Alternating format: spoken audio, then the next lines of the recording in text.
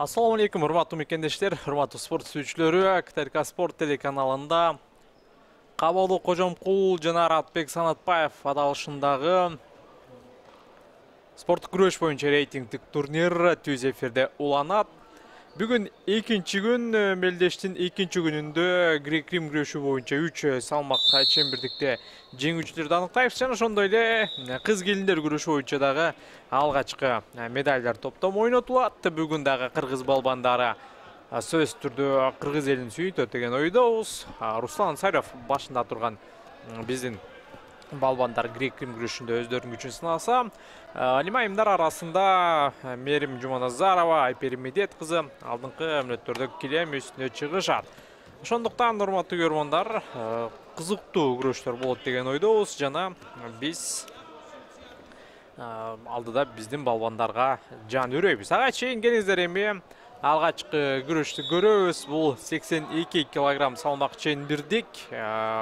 Бул жакта биринчи күрөш мына кыргызстандык балбан өзүнүн күчүн сынап жаткан чагы Темирлан Бектурдиев, ал көк трико менен атаандашы Гела Болквадзе. Өтө күчтүү делген грузиялык балбан. Сөзсүз түрдө Гела Болквадзе дагы бул беттиште жалпы эле турнирди жеңишке жетүү максатында келген десек дагы туура болот. Бул салмак категорияда Кыргызстандын атынан дагы 2 балбан килем үстүнө чыгат. Алар Руслан Царев жана Бексултан Назарбаев. Руслан Царев сөзсүз түрдө көпчүлүк ишеним артып жаткан спортчулардын бири, бирок акыркы жылдары ири эл аралык мелдештерге катышпай калган Руслан Царев, бирок кайрадан мына эл аралык аренага кайтып келди. Кандай жыйынтык көрсөтө алар экен алдыда байкайбыз. Ага чейин тилекке каршы Темирлан Бектурдиев пассивдүүлүк үчүн атаандашка 1 упайды берди жана Гела Болквадзе 28 жаштагы бул спортчу партерде иштегенге аракет кылууда. Атаандашын таптакы көтөргөнгө дагы жетишти жана 4 упайды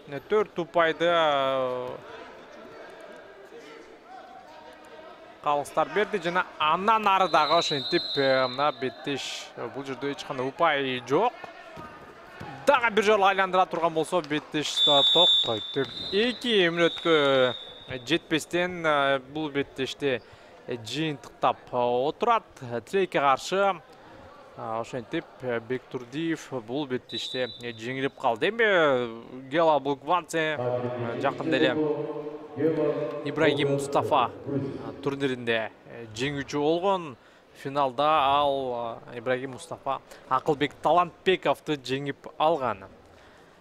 Европа чемпионатында болсо игриксиз болгон. Чейрек финалда Михаил Брадо аттуу спортчуга жеңилип калган.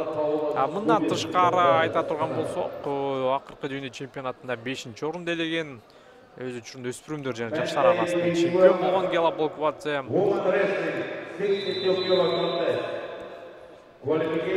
Гела Болквадзе кийинки беттеште